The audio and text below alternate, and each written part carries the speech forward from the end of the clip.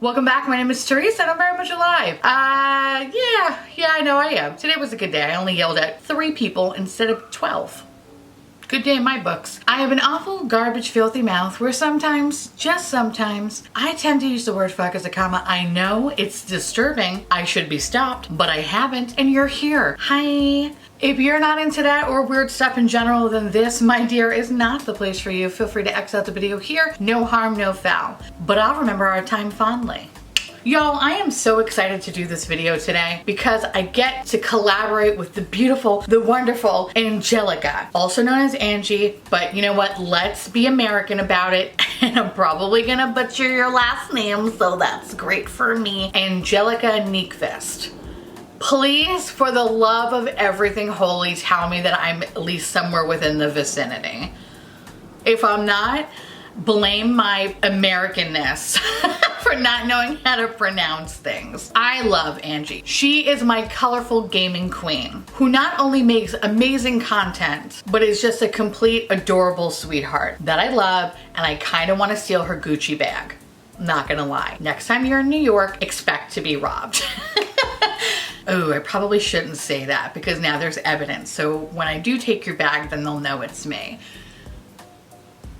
I do look good in orange, that's fine. Angie is my color inspiration, and we have been Marco Poloing as of late, and she's been taking me on adventures to and from work mostly in Sweden, and honestly it's been nice considering I probably am never gonna leave my apartment ever again. It's nice to see what the other side of the world looks like. Now, we had the pleasure of meeting during an Ipsy Live event that happened last year, and while it was brief, I will remember it with such great fondness. And honestly, I cannot wait till things start to become more of a new normal because we need to hang out again. So again, that I could steal your Gucci bag, whatever, priorities.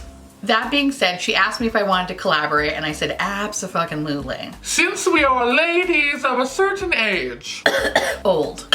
And when I say old, I mean old on YouTube. I know, we're not old, but on YouTube, we're considered fucking dinosaurs. Angie asked me to collaborate on things we do differently with our makeup because we are women of a certain age. I don't know, I feel like I have to say it like that, otherwise it just doesn't sound right. It's either I go full Margaret Candleflame or Mrs. Doubtfire. I honestly, at this point, they're kind of bleeding in together. I'm like, oh, hello. I can't stop. Anyway, to kind of give you like a little bit of like a brief history here, my makeup journey has been interesting for the most part. For the longest time, I would only use black eyeliner, brown eyeshadow, sometimes, just sometimes, I would use mascara.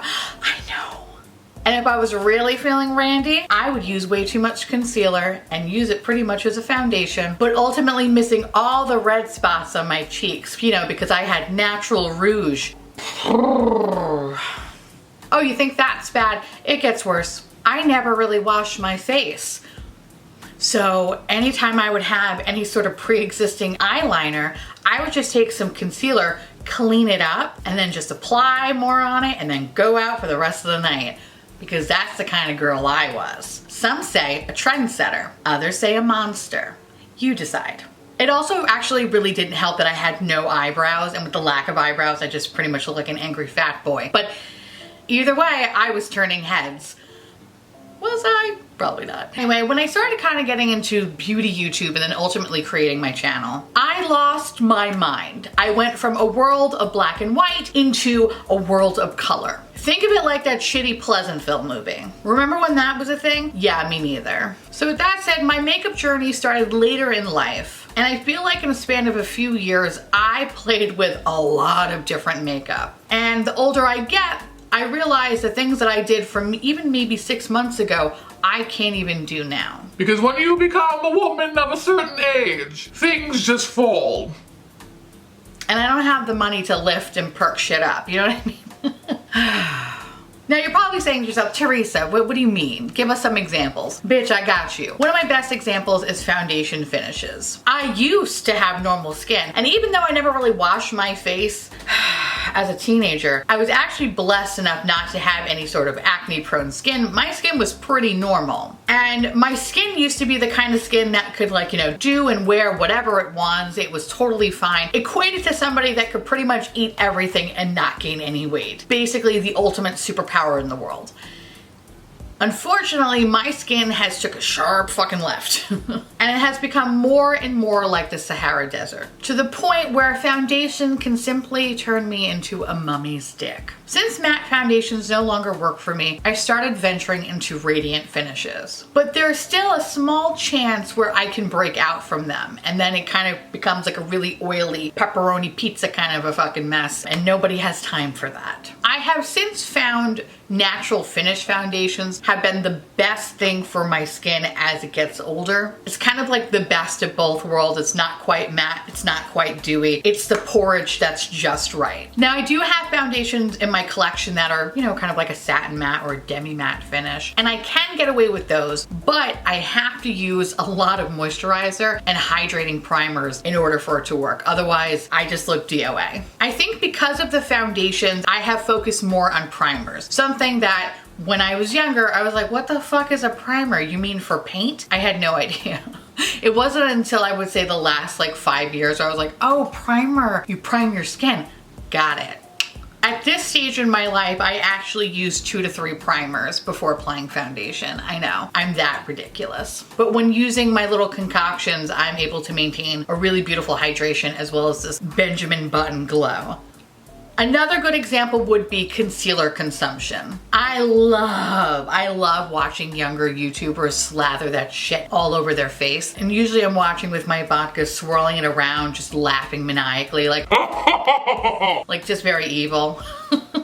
Like Cruella de Vil. And just screaming at the TV. Enjoy this while you can! And ultimately it turns into crying how I wasn't loved as a child properly. I don't know. I go down some weird avenues. In any case, I cannot use a lot of concealer like I used to in the past. What I do now is I usually use like a small amount at the inner corner and then kind of just like either bring it down and buff it down and then buff it to the back. In the past, I have like literally just taken a whole bottle of concealer and just pretty much concealed my whole fucking face, and I don't even know how or why I did that.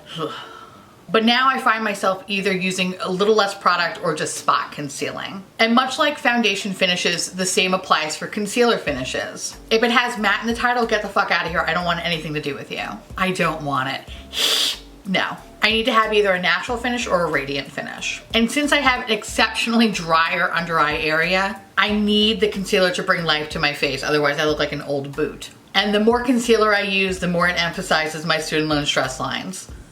Now moving on to concealer, I want to talk about some powder. I cannot bake, and I applaud those who can. You make it look like an art, but it terrifies me. Scares the ever-loving shit out of me. When I do use powder, it has to be sparingly at best. Otherwise, I get these really, really awful, gnarly patches around my nose, and that's how I gauge if I like a foundation or a powder, is how it sits on my nose. If I don't see a layer of dust, as if I belong in a fucking bakery somewhere, then yeah, I look great. But if I do have that layer of dust, it's like, no bueno, I can't fuck with this. I might as well just throw it out right now. And I think we can all agree that I have become bougie in my older age. So now I gravitate to anything that says blur in the title. The higher the blur, the closer to God. I think that's how the saying goes. I don't remember. I missed a lot of religion class.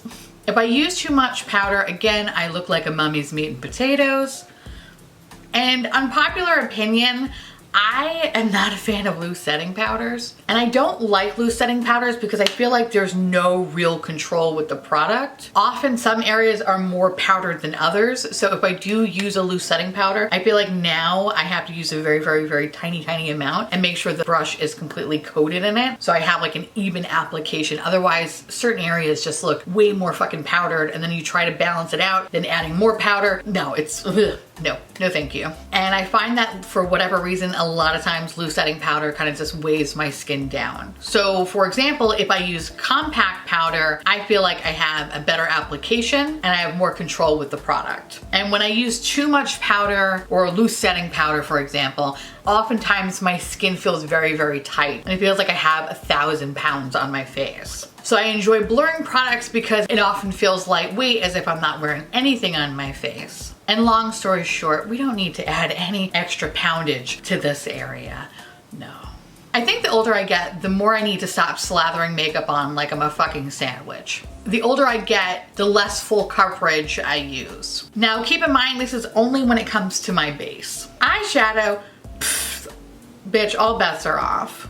I want you to see my ass from outer space. Same goes for highlighter as well. And sometimes blush. I get to be a little heavy with the blush. The older I get, the more I realize I'm a graceful peacock until I open my mouth and you hear me say fuck. Then I become a trashy peacock, but a peacock nonetheless. When thinking about this video, I also thought about how I don't really use black eyeliner anymore. Back in the day, black eyeliner was my motherfucking jam. And it was a thing I needed to do before I left my house. And I think in the past few years, I have been using it less and less and less. And I think it's part due to the fact that M Cosmetics stopped making the best gel black eyeliner I have ever used. So a moment of silence, please.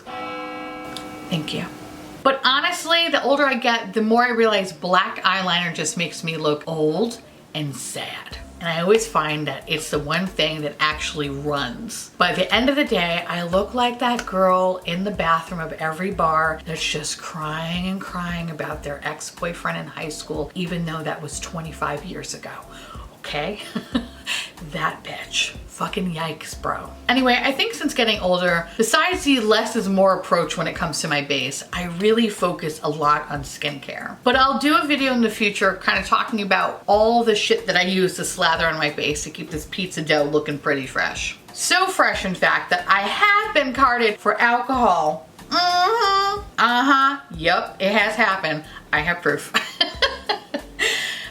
And those are the best days ever. Honestly, it's kind of like hitting the lottery. Oh, and one last thing. I can't fuck with glitter. No.